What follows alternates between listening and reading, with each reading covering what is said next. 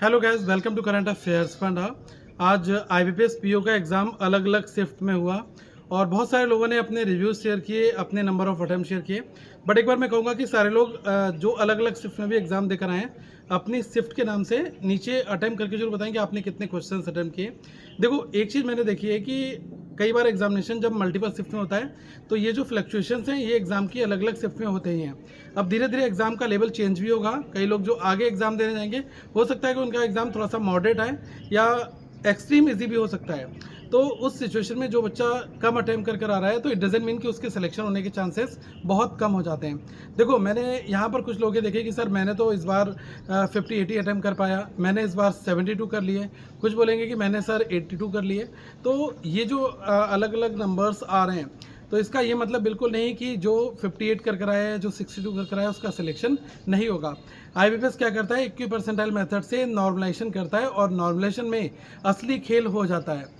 तो attempt never matters, attempt कभी matter बिल्कुल भी नहीं करते, क्योंकि अगर आप पेपर थोड़ा सा मॉडरेट देकर आ रहे हैं तो ये मॉडरेट एग्जामिनेशन इंडिविजुअली आपके लिए नहीं है, ये आपकी जैसी जितनी भी जनता जो आपकी शिफ्ट में बैठी हुई है उन सभी का पेपर ही मॉडरेट होगा। अब मल्टीपल शिफ्ट है, पेपर का लेवल डिफरेंट है, तो क्या सबको एक जैसी मार्किंग दी जा सकती है? बिल्कुल नहीं। तो आईबीपीएस क्या करेगा, इन सभी के जो मार्क्स हैं इसमें काफ़ी ज़्यादा हमें शफल देखने को मिलता है। कुछ मार्क्स ऐसे होते हैं लोगों के जो कि थोड़े से इंक्रीज हो जाते हैं, कुछ के नंबर कम भी हो जाते हैं। तो आईबीपीएस का जो नॉर्मेशन का है, कई बार फ़ायदा भी होता है, कई बार नुकसान भी होता है।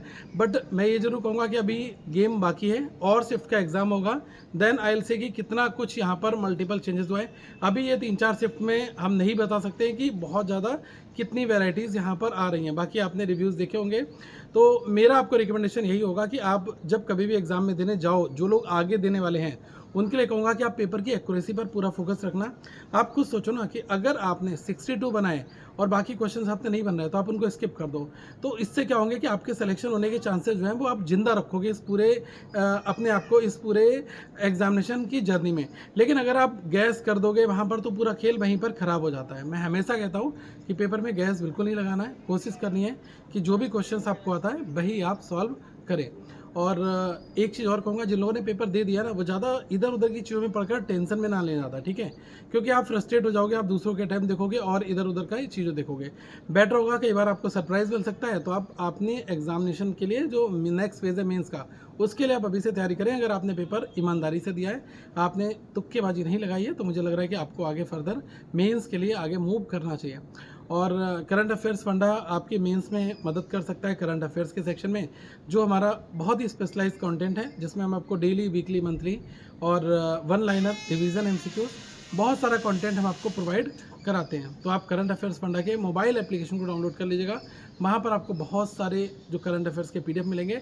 और अभी क्या चल रहा है कि हमने आपको टेस्ट सीरीज जो मेंस लेवल है प्लस आईबीपीएस का clerical, SY, PO SY clerical, इन सभी का जो टेस्ट सीरीज का बंडल है ना, वो हमने करंट अफेयर्स के साथ में ऑलरेडी क्लब कर दिया है। तो जो लोग अभी कोर्स खरीदेंगे उनको टेस्ट सीरीज का बेनिफिट मिलेगा और ये टेस्ट सीरीज कंप्लीटली फ्री है आपके लिए, इसका हमने कोई चार्ज आपसे नहीं लिया है। तो फटाफट जाएं करंट अफेयर्स फंडा के एप्लीकेशन में जाकर आप इन सारे कंटेंट को एक्सेस करें, अपनी अच्छी तैयारी करेगा। ऐसा कोई डाउट है तो प्लीज़ ज़रूर पूछेगा और अपने नंबर ऑफ अटेम्प्ट्स को नीचे कमेंट सेक्शन में जरूर बताएगा। Thank you so much, have a good day to all of you once again guys.